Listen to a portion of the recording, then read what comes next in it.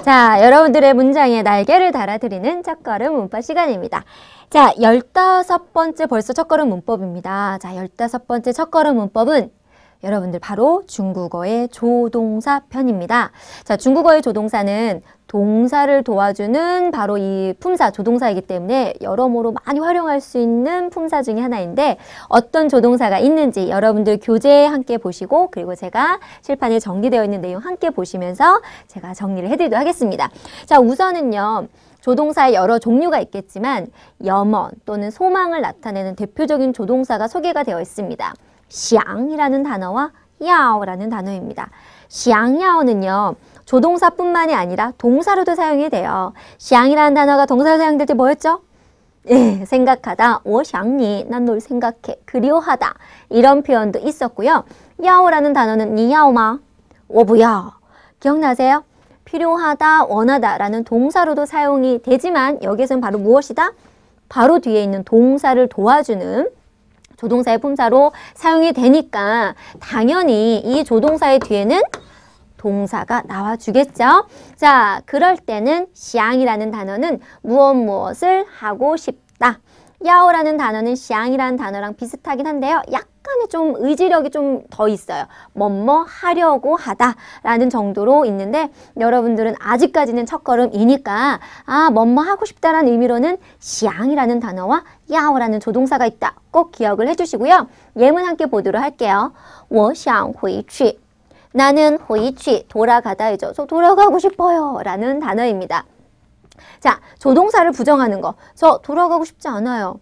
동사를 부정하는 게 아니잖아요. 뭐뭐 하고 싶지 않은 거니까 조동사 앞에 뿌를 붙여주시면 되죠. 我不想回去라고 하면 되고요. 의문형은 중국어의 기본은 변함이 없다고 했습니다. 뒤에 마를 붙이면 되죠. 你想回去吗? 你想回去吗? 라고 하시면 되고 우리가 의문형을 만드는 방법 중에 정반 의문문도 있었죠. 你想不想回去? 라고 해주시면 돼요. 쉽습니다. 자, 想하고 비슷한 의미에 있는 이 야오가 아주 중요합니다. 왜 중요하느냐? 기본적으로 제가 예문 하나만 써봤어요. 자, 그는 오고 싶어 한다 또는 오려고 한다라는 표현 他要来, 他要来. 그럼 이제부터 여러분들이 한번 문장 좀 만들어 보세요. 자, 쉬운 거예요. 자, 그는 오고 싶어 하니? 의문문 어떻게 하면 될까요? 他要来吗? 그죠? 정반 의문문요. 他要不要来? 자, 부정형입니다. 그는 오고 싶어 하지 않아 라고 하려면 어떻게 할까요? 대부분의 분들이 어떻게 생각을 하냐면 그래 동사 앞에 조동사 앞에 뽀만 붙이면 되니까 他不要来 그는 오고 싶어 하지 않아 라는 내용으로 他不要来 라고 하시는데 이 내용 절대로 안 됩니다. 왜냐하면 想이라는 조동사는 염원의 뜻만 갖고 있어요. 조동사로 사용이 될 때. 근데 要는 뭐뭐 하려고 하다라는 조동사의 뜻도 있지만 두 번째 뜻으로 뭐뭐 해야만 한다는 뜻도 있어요. 그렇기 때문에 뭐뭐 하고 싶지 않아 할 때는 要라는 조동사를 사용할 수가 없어요. 아무리 要로 질문을 했다고 하더라도 염원의 부정형을 할 때는 要로 물어봤다고 하더라도 부정형은 그때는 想이라는 살짝 좀 빌려야 돼요. 그래서 他要来吗? 그 남자 오고 싶어해? 아니, 오기 싫어해. 他不要来 하시면 안 되고 어떻게? 他不想来 라고 하셔야 한다는 거 꼭 기억을 해주셔야 합니다. 자, 路很滑라는 단어를 딱 보면 길이 화, 미끄럽다 또는 혹은 미끄러지다 라는 표현이 될 수가 있는데 어쨌든 길이 미끄러우니까 大家要小心, 小心은 조심하다 라는 표현입니다. 그러면 여러분 많은 분들이 선생님 그럼 야오가 뭐뭐 해야만 한다, 뭐뭐 하고 싶다 어떻게 구분해요? 문맥으로 파악해야겠죠. 그쵸? 여기에서 길이 미끄러우니 모두는 조심해 하고 싶다. 이건 아닐 거 아니에요. 그쵸? 조심해야만 한다죠. 조금 전에 말씀드린 야오의 두 번째 뜻 무엇 해야만 한다입니다. 그런데 앞의 내용은 우선 빼고요. 그렇다면 부정형도 한번 우리 함께 살펴봐야겠죠. 모두는 조심하지 않아도 돼. 이게 부정형이 됐겠죠. 그러면 이때는 부야오를 써도 됩니다. 그런데 그때의 의미는 무슨 뜻이 되냐면 여러분들 꼭 기억하세요. 뭐뭐 하지 말아라 라는 표현이 돼요. 大家不要小心 모두가 조심하지 말아라 라고도 금지로 사용이 될 수 있고요. 조금 전에 제가 한국말로 한 것처럼 조심하지 않아도 돼요 라고 할 때는 어떤 단어를 또 빌려 쓰면 되냐면 용이라는 단어를 사용합니다. 그래서 뭐뭐 할 필요 없다라는 단어로 大家不用小心이라고 기억을 하시면 돼요. 정리를 해드리자면 아주 중요한 거는 야오는 두 가지 의미가 있다. 무엇 하려고 한다, 무엇 해야만 한다. 그 외적으로 여러 가지 있지만 두 가지 꼭 기억해 주시고요. 중요한 건 첫 번째죠. 뭐뭐 하려고 하다의 부정형은 부야어로 하지 않고 어떤 단어? 시앙이라는 조동사를 사용해야 한다라는 거. 두 번째, 뭐뭐 해야만 한다의 부정형 하지 말아라 라는 의미로 하고 싶으면 부야어, 什么什么 이렇게 하셔도 되고요. 뭐 할 필요 없어 라고 할 때는 어떤 단어를 빌려 쓴다? 용이라는 단어 이용해서 부용, 什么什么 이렇게 여러분들이 부정형을 잘 기억을 해주시면 됩니다. 자, 동사를 도와주는 조동사 중에 想하고 要, 염원, 그리고 要, 뭐뭐 해야만 한다라는 내용까지 살펴봤는데요. 우리가 또 함께 살펴봐야 할 조동사, 중국어 문법을 좀 공부하다 보면 많은 분들께서 좀 헷갈려하고 어려워할 수 있는 내용인데요. 그래서 제가 같은 예문으로 이 세 개를 구분하기 위해서 여러분들 교재에는 없지만 쉬운 단어로 한번 설명 좀 해드리려고 써놔봤습니다. 자, 바로 무엇이냐? 무언가를 할 수 있다. 어떤 가능이나 능력을 나타내는 의미도 거의 비슷해요. 바로 会. 能, 可以, 会 할 수 있다, 能도 할 수 있다, 可以도 할 수 있다. 어떻게 차이가 있느냐? 가장 구분하기 쉬운 건 후이와 나머지 能, 可以예요. 후이는요, 일반적으로 여러분들 할 수 있다라는 뜻보다는 뭐뭐 할 줄 안다라고 기억을 해놓으시면 나머지 能, 可以하고 구분이 좀 되실 거예요. 그래서 이 후이라는 단어는 무조건 할 수 있는 게 아니라 어떤 학습, 뭔가를 배워야 돼. 혹은 어떤 과정을 하고 난 다음에 뭐뭐 할 줄 안다라는 표현입니다. 예를 들자면 운전하다라는 단어로 제가 예문 좀 한번 드려볼게요. 바로 카이처라는 단어인데요. 자, 예를 들자면 이 사람이 운전할 줄 배운지 안 배운지 몰라요. 그래서 일반적으로 운전할 수 있으세요?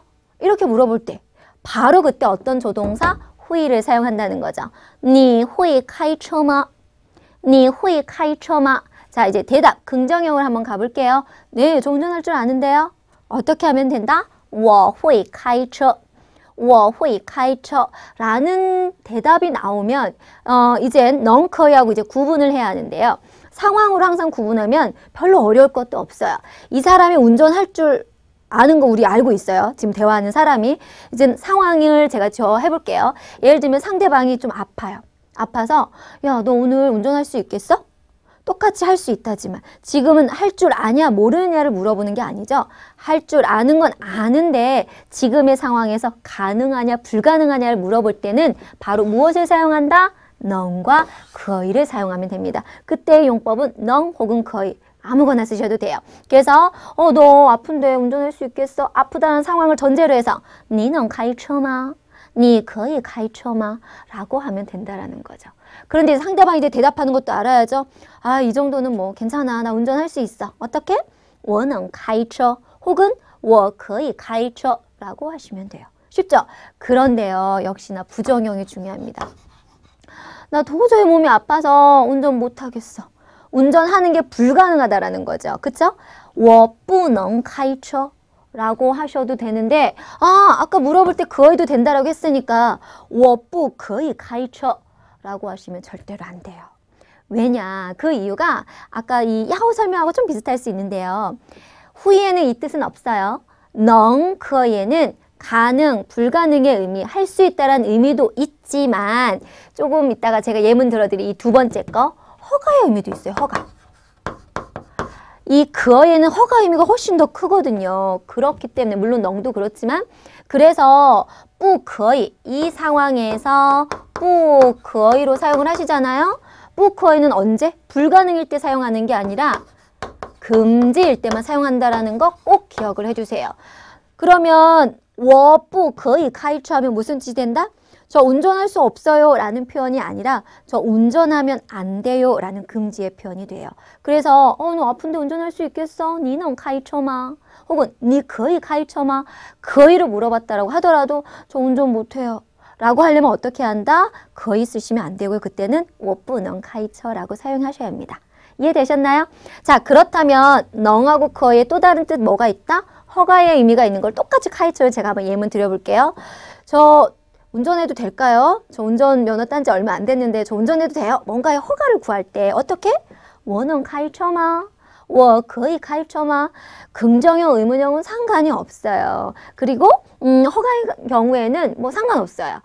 너 운전하면 안 돼. 금지 나타내니 뿌커이 가이처 해도 되고요. 뿌농도 역시 허가의 의미가 있으니까 뿌농 가이처라고 하셔도 됩니다. 하나 더 정리를 해드리자면 거의도 쓸 수는 있긴 하지만 넝이라는 단어는 여러분들 책에도 설명이 되어 있는 것처럼 뭐 어떤 능력 이런 표현을 할 때 이 넝을 좀 많이 씁니다. 그래서 我能有1000米 하면 저는 1000m를 수영할 수 있습니다. 1000m 수영할 수 있을 정도면 수영할 줄 안다라는 단계는 이미 거쳐야겠네요.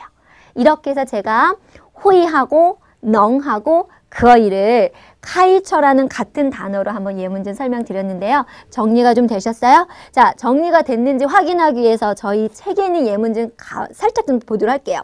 자, 3번으로 되어 있을 거예요, 여러분들. 거의에 가능과 허락이 되어 있다. 니 거의죠. 무슨 뜻? 당신 가도 돼요. 여기서는 가능이 아니라 허가의 의미겠네요. 我可以帮助你. 저요, 당신 도울 수 있습니다. 가능. 여기서의 긍정형은 거의 대신에 넝 쓰셔도 됩니다. 됐죠? 자, 네 번째 호의라는 조동사 나왔습니다. 부호인 상황에서는 가능하기도 않겠죠. 그쵸? 뿌넝이나 뭐 넝이나 거의는 사용할 수 없는 거예요. 자, 넝은 배워서 얻어진 능력. 他会说普通话. 부통화, 표준말이죠. 표준말 말할 줄 압니다. 배워서 말할 줄 안다라는 거죠. 女儿会走路了. 자, 走路는 길을 걷다 이거든요. 女儿하면 딸이죠. 아기가 뭐 우리가 여러분들 지금 다 걸을 수 있지만 걷는 걸 배웠나 안 배웠나 그럴 수도 있다고 생각하겠지만 과정이 있잖아요. 넘어지기도 하고 섰다가 한 발, 두 발 걷게 되잖아요. 걸을 줄 알아. 우리 딸 걸을 줄 알아. 이럴 때도 바로 어떤 조동사 사용해야 한다? 호이라는 조동사를 사용해서 딸 아이가 걷게 되었다. 변화의 러까지도 같이 사용이 됐네요. 자, 마지막으로는 넝. 넝하고 거의는 용법이 거의 다 비슷해요. 근데 부정형만 잘 여러분이 주의를 해주시면 되고요. 예문으로는 哥哥病好了现在能走路. 형의 병이 病好了. 이제 병 자체가 좋아졌다. 즉 회복이 됐다라는 표현이네요. 지금은요. 걸을 수 있습니다. 걸을 수 있는 능력이 됐습니다. 라는 내용이 되겠죠? 자, 여러분들 책에서는 똑같은 예문을 든 게 아니라 각각 좀 다른 예문을 들어드렸어요. 그래서 호의하고 넝, 거의가 약간은 좀 구분하기 어려울 수도 있는데 제가 들어드린 이 예문, 카이처로 상황을 잘 생각해서 호의, 넝, 거의 부정형 잘 기억을 해주시면 여러모로 회화에서 표현 자체를 아주 풍성하게 잘 하실 수 있을 거예요. 단어랑 문장 꼭 기억해 주세요.